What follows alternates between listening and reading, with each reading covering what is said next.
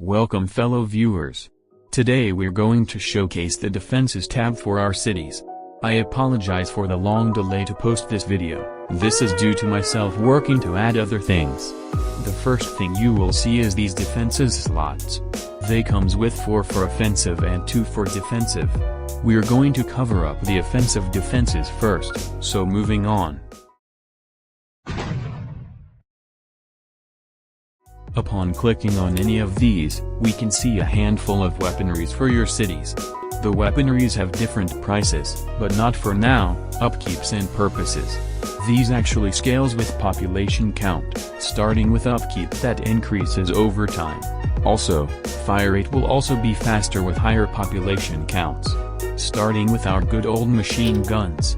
They could pack a punch for early units in gameplay, with low upkeep and also being reliable. This is useful for defending against small groups of infantries when you don't have time to deploy reinforcements. Another weapon is the machine gun's brother, autocannons. Of course it does better damage than machine guns, with lower fire rate and higher upkeep. This is essentially great when dealing with infantries and vehicles. Next up, we have artilleries. This is the only weaponry that can attack at a very long range. Besides from that, it can do good damage, but unfortunately comes with a pretty hefty upkeep. Also, they are useful for countering other artilleries, but make sure to give your city's order to attack artilleries first, since they might be not that smart to aim for artilleries. And finally, we have anti-tank cannons. Why anti-tank cannons when you can have recoilless rifles? You guessed it. Big damage, long cooldown, big fees, and it counters big tanks. But also, anti-tank cannons can also effectively deal with vehicles and infantries, just slower. That's it for the offensive type defenses. On to the defensive type defenses. The defense tab again, also comes with 2 defensive slots.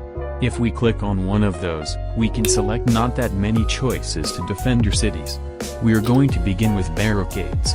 It's cheap, reliable, and it gives 100 armor points for your city, which in comparison can do a significant difference. We can obviously see that the barricaded city takes less damage than the one without.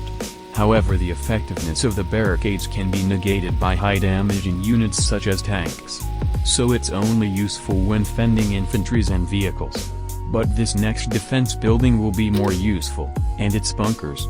Moderately more upkeep than barricades and give less armor points, but gives a plus 50% damage output to all offensive type defenses. And when you have 2 of those, the damage output is effectively doubled. I might need to buff bunkers though, since they give so few armor points. And that's the defensive type defenses. We still have a section to cover. Besides from the offensive and defensive type defenses, we can also see the presets section. In there, you can preset your defenses for your next constructing cities, saving you all the hassle to setting up them. To demonstrate, I'll preset my own defenses and construct a new city.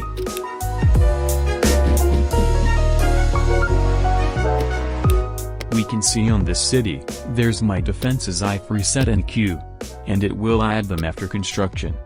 That's all for today's video. I hope you enjoyed watching, and we will see you next time.